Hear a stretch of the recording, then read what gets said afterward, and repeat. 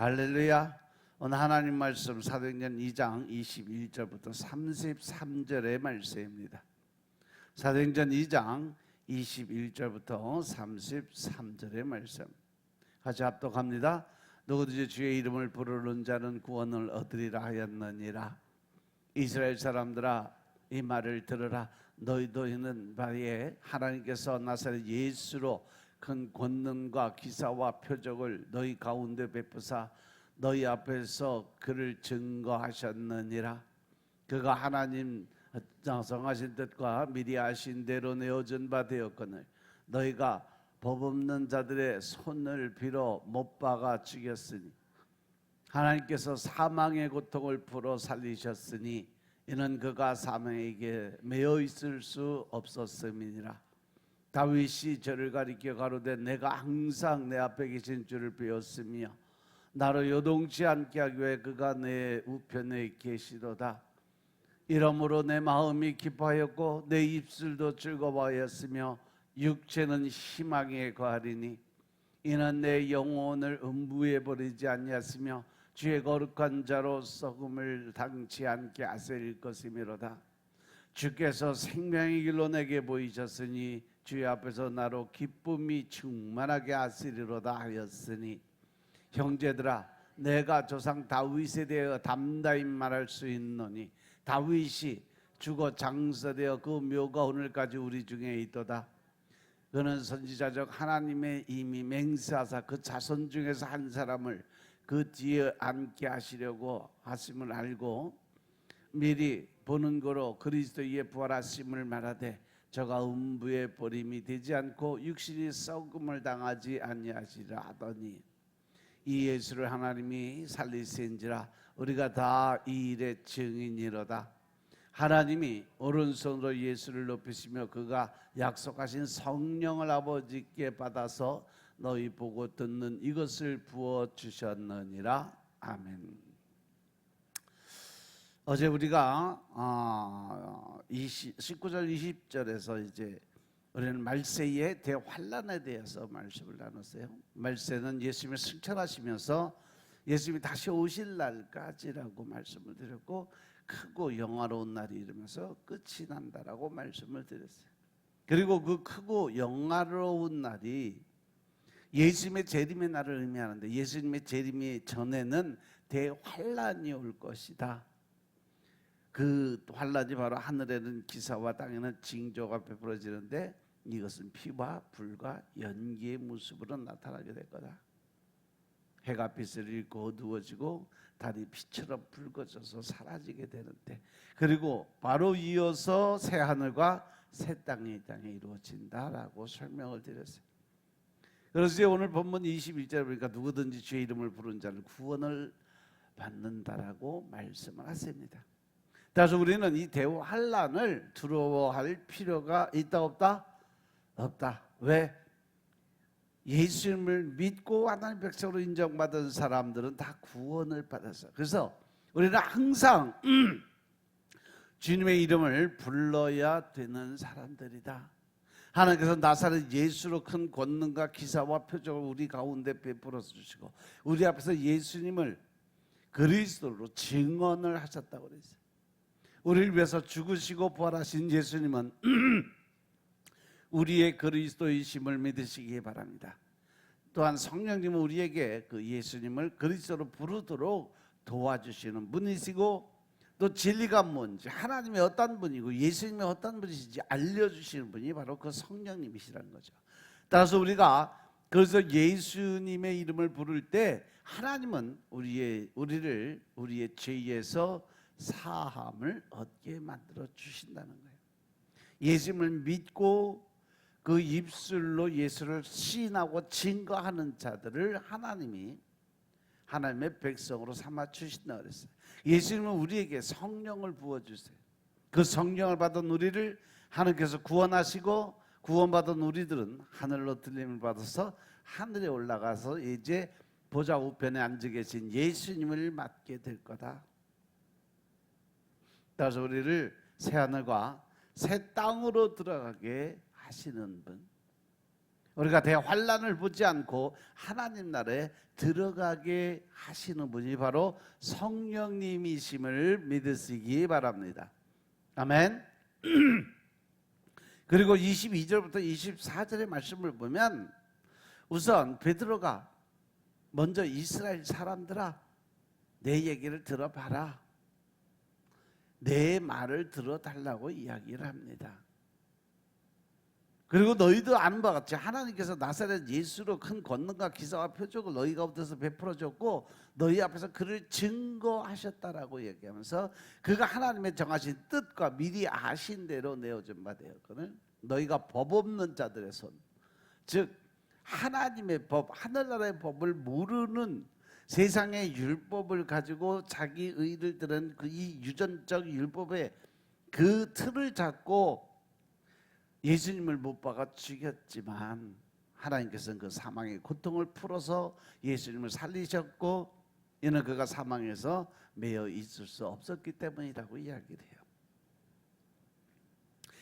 이 사도 베드로가 예수 그리스도의 이 증거를 나타내는 것은 그가 이 성령의 세례를 받은 후에 예수 그리스도 그분이 하나님이시고 바로 그분이 메시아였고 또 그분이 하나님의 아들이었음을 깨닫고 예수 그리스도의 복음을 전하는 자로 바뀌어졌어요. 여기 성령이 하시는 일은요, 예수 그리스도의 복음을 전하게 하는 능력을 우리에게 부어주시는 분이심을 믿으시기 바랍니다. 아멘. 그래서 우리가 나가서 복음을 전할 때도 늘 내 생각으로 어떤 내가 가지는 지식으로 그 사람들을 변화시키려고 생각하고 그 사람들에게 어떠한 자기 지식적인 이야기를 하는 것이 아니라 기도로 또 간구로 성령님과 동행하시면서 그 성령님이 말하게 하심을 말하는 그런 습관적 자세를 가져야 된다는 거예요. 아멘.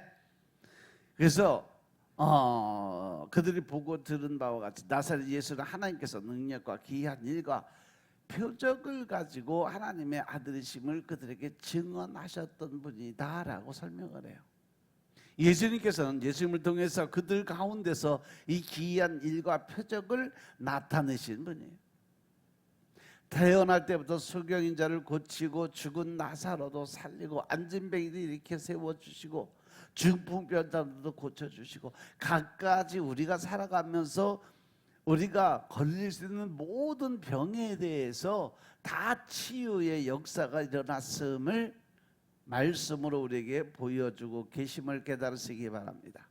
그래서 하나님은 구약에서 예정하신 뜻대로 예수님을 세상 만민을 위해서 내어주셨어요. 인류를 구원할 메시아로 보내주셨어요. 육신을 입고 친히 이 땅에 직접 내려오게 하셨어요. 그러나 예루살렘의 종교 지도자들은 그들이 기대하는 정치적인 경제적인 메시아가 아니라고 예수님을 버렸죠. 시기심으로 예수님을 율법이 없는 로마인들의 손에 내어주게 된 거죠. 그들은 로마인의 손을 빌려서 예수님을 십자가에 못 박아 죽인 장본인들이었다는 거죠. 그들은 시기심으로 하나님의 아들인 예수님을 죽였던 거예요. 자기들이 할 수 없는 일들을 하나님께서 이 예수 그리스도를 통해서 메시아를 통해서 이 땅의 모든 기적과 이적을 나타내고 하나님의 말씀을 선포케 하시고 또 그들이 잘못된 것들을 지적하게 되니까 자존심이 상한 거예요. 그래서 결국은 이단으로 몰아서 죽게 만들었던 그러한 장본인들이에요. 그래서 24절에 보시면 하나님께서 그를 사망의 고통에서 풀어서 살리셨다라고 말씀하셨어요. 이것은 예수께서 사망에 묶여 있을 수 있는 분이 아니기 때문이라고 설명을 해요. 하나님께서 예수님을 사망의 고통에서 풀어 살리신 이유는 부활이요 생명이신 예수님이 사망에 매여 있을 수 없었기 때문이다. 그래서 하나님은 예수님을 다시 살리시고 예수님이 우리의 그리스도요 왕이심을 다시 한번 모든 사람들이 볼 수 있게 증거해 주셨다는 거죠.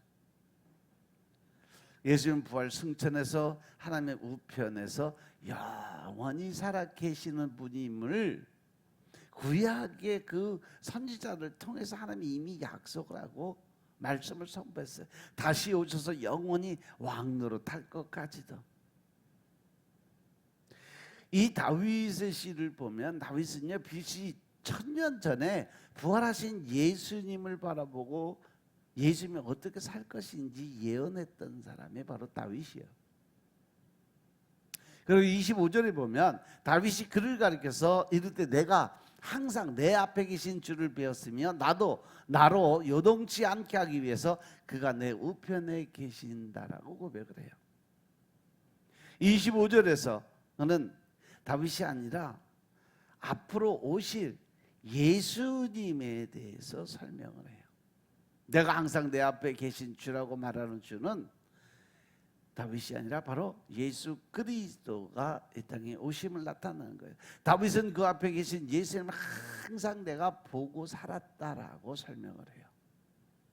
즉 다윗에게 이미 뭐가 들어와 있는 거예요? 성령님이 그 안에 임재가 있었다는 거죠. 그러니까 다윗이 쓴 시들을 보면 다 하나님의 나라를 위한 거고 또 순종이고 복종이고 또 회개고 이런 것을 통해서 우리에게 하나님을 만나는 방법에 대해 계속 제시를 해주는데 그걸 누가 하신 거다? 성령님이 다윗을 통해서 우리에게 말씀하시고 계심을 믿으시기 바랍니다.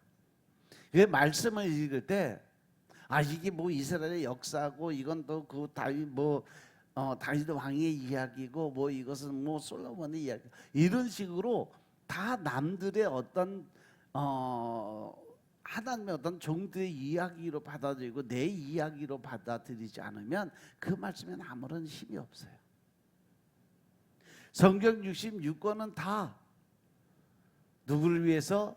나를 위해서 하나님이 기록해 놓은 말씀이니까 그 모든 잘못된 거나 잘하는 거나 순종과 불순종이나 이 모든 것들을 다 내가 지금 행하는 모습으로 비춰보고 나를 그 말씀 안에 대입을 시켜서 그 말씀이 내 것으로 돼야 그게 진짜 하나님과의 대면할 수 있는 방법이에요. 남들의 이야기고 다른 사람 이야기고 이러면 결국 내가 받을 것은 아무것도 없는 거예요. 믿습니까? 그래서 그 말씀 자체 66권 자체 말씀이 다 나에게 주신 하나님의 말씀이고 명령이고 교훈이고 또 하나님이 내게 요구하는 삶의 모습이고 더 나아가서 명령인 것임을 깨달으시기 바랍니다. 아멘.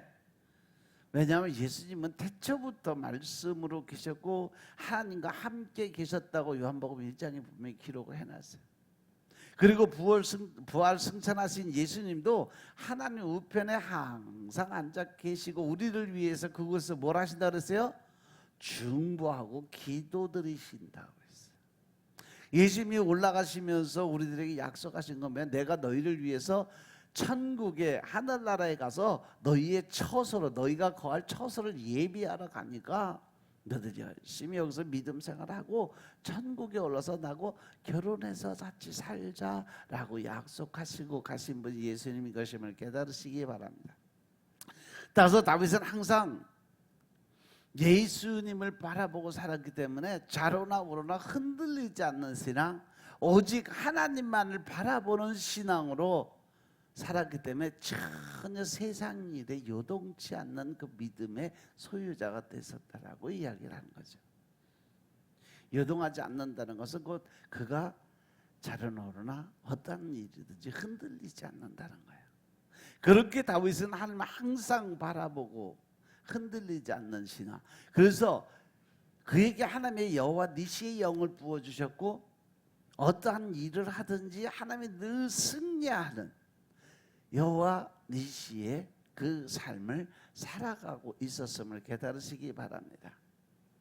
하지만 우리가 살다가 보면 우리는 여러 가지 문제에 흔들려요.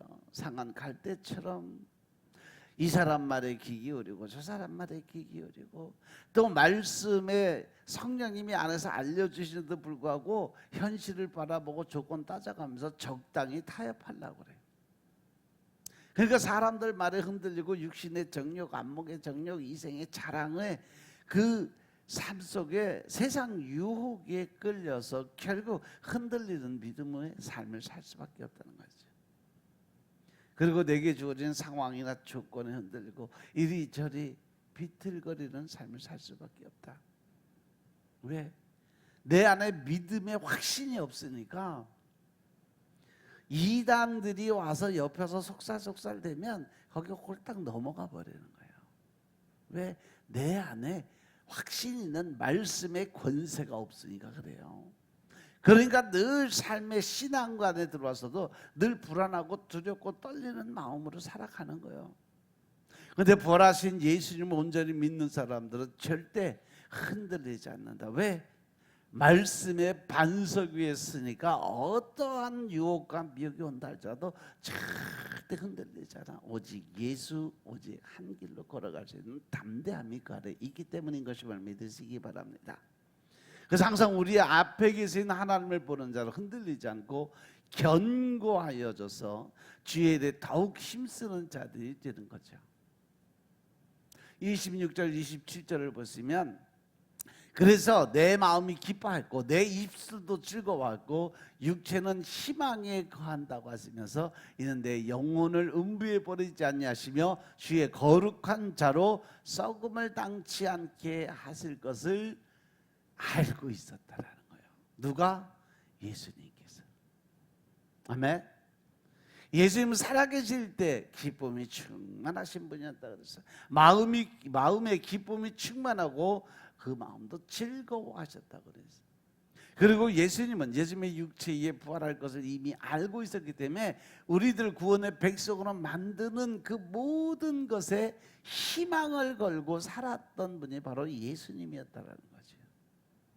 그러면 예수님도 이 땅에 계시면서 그저 어떤 능력 행하고 어떤 권위 권세를 나타난 게 아니라 그 예수님 하나님의 마음 속에는 우리를 구원하시고 그 우리들이 이 지옥의 불에서 천국으로 올라오는 그 모습 때문에 늘 그 마음이 기쁘고 즐겁고 행복한 삶을 사시고 계셨다는 것을 이야기하는 거예요. 따라서 우리들도 예수님을 믿는 우리들도 기뻐하고 희망에 거하는 삶을 살아야 되지 않겠냐는 거죠. 하나님이 우리를 위해서 하실 일에 대해서 또 약속하신 것에 대해서 또 하나님이 이루실 그 모든 일에 대해서 우리가 이미 알고 있으니까 우리는 그것을 위해서 무엇을 해야 된다? 기뻐하고 즐거운 삶을 살아가야 되고 천국에 대한 소망을 갖고 살아가야 되지 않겠냐라고 말씀하시는 거예요. 죽는다는 것은 우리 마음에 늘 슬픔을 갖다 줘요. 특히 요즘에는 보면 참 우울증이 아주 극성을 부리고 있는 것 같아요. 많은 사람들이 자살로, 특히 젊은 20대 30대 자살률이 엄청나게 올라갔어요. 고등학생, 중학생까지도 자살을 해요.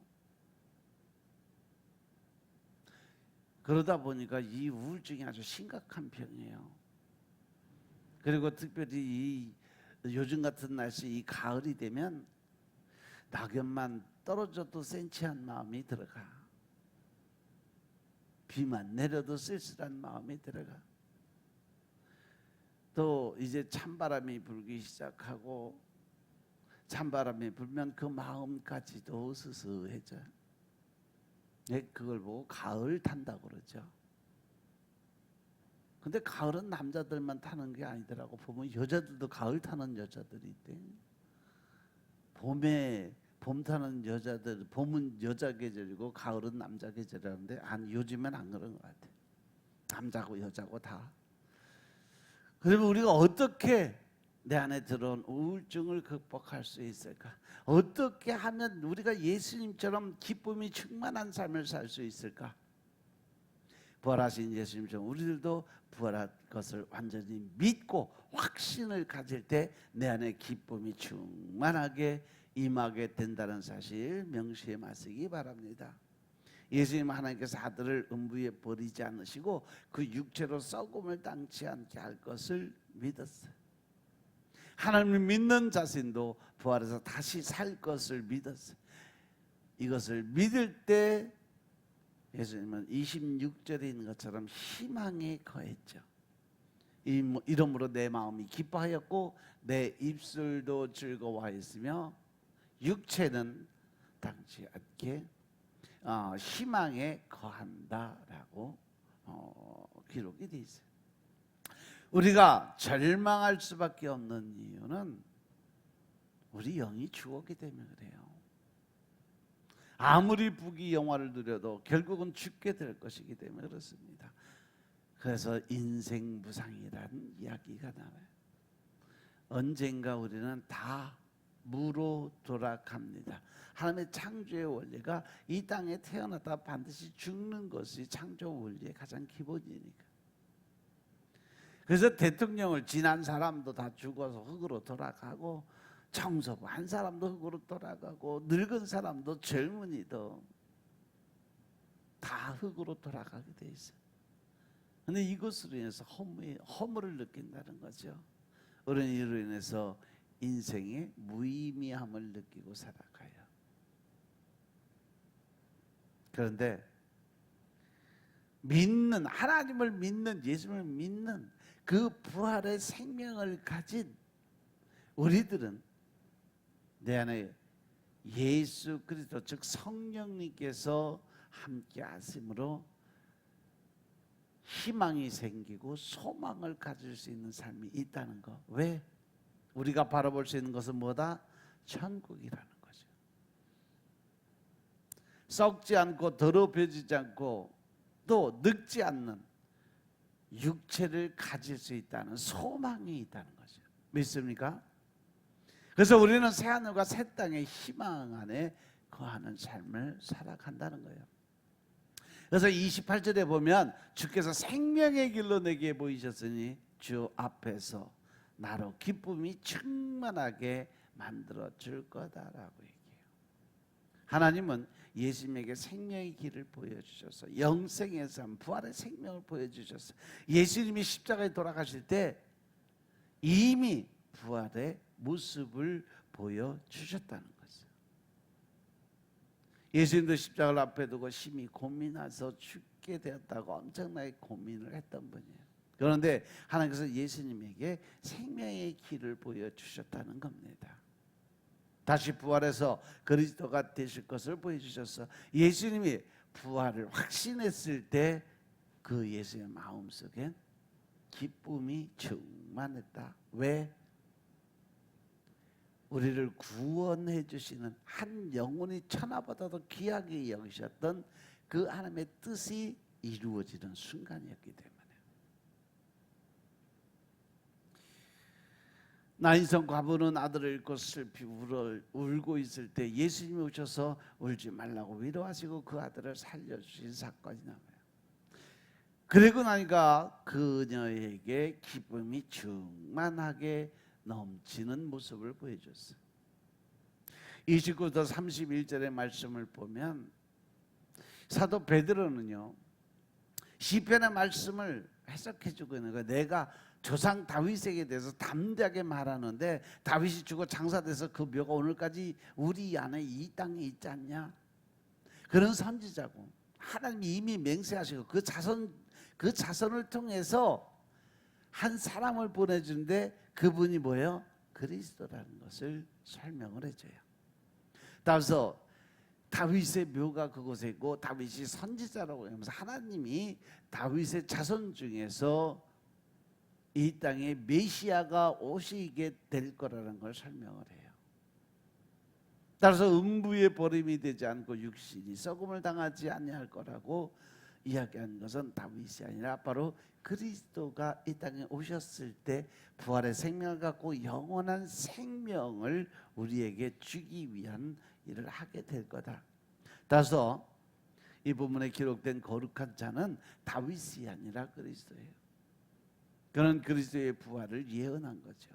예수 그리스도가 음부의 버림이 되지 않고 그 육신이 썩음을 당하지 않는 것을 예언하셨어요.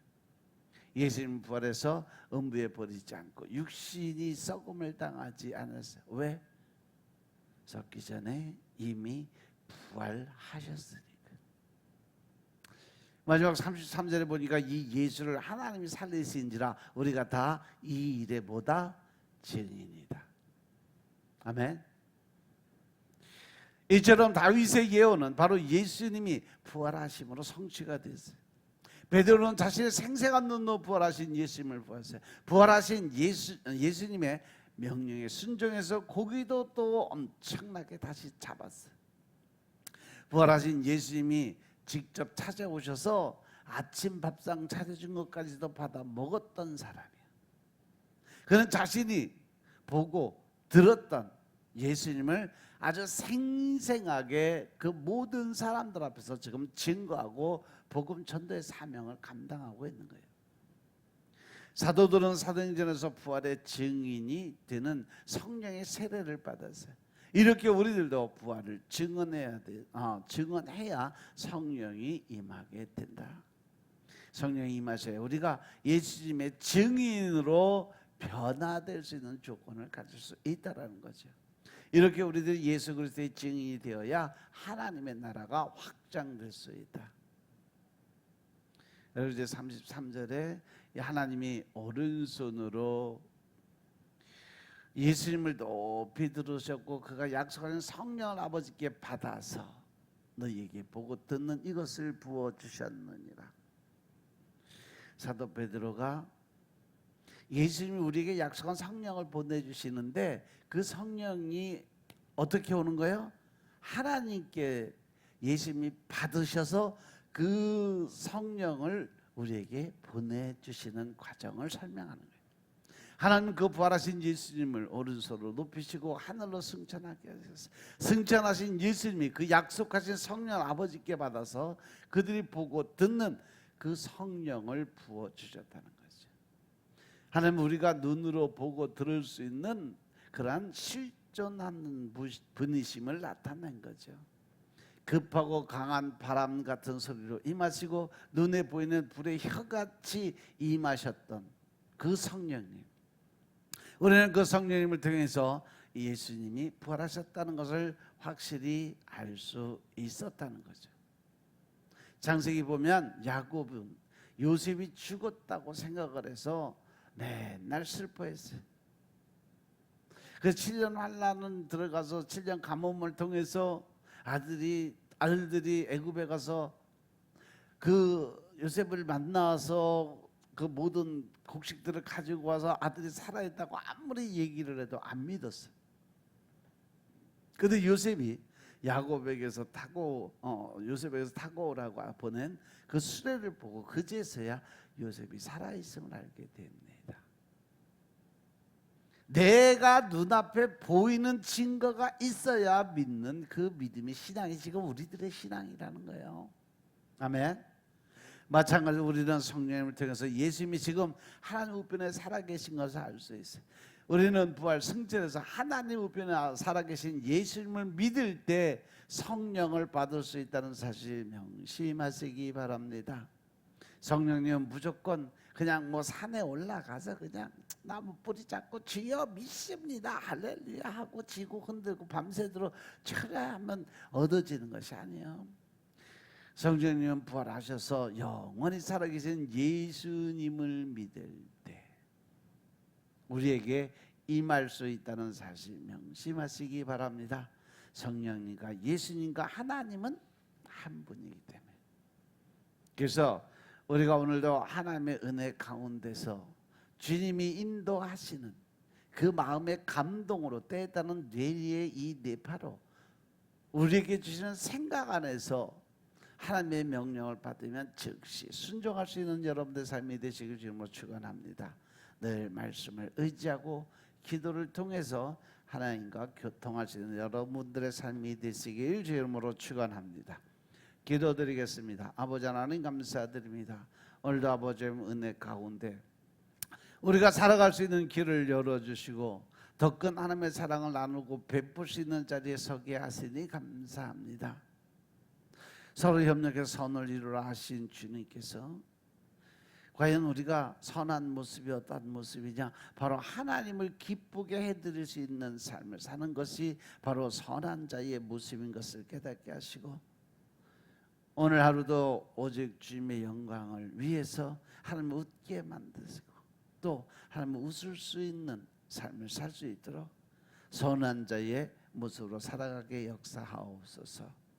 모든 말씀 우리 주 예수 그리스도의 이름으로 감사드리며 기도드렸사옵나이다. 아멘.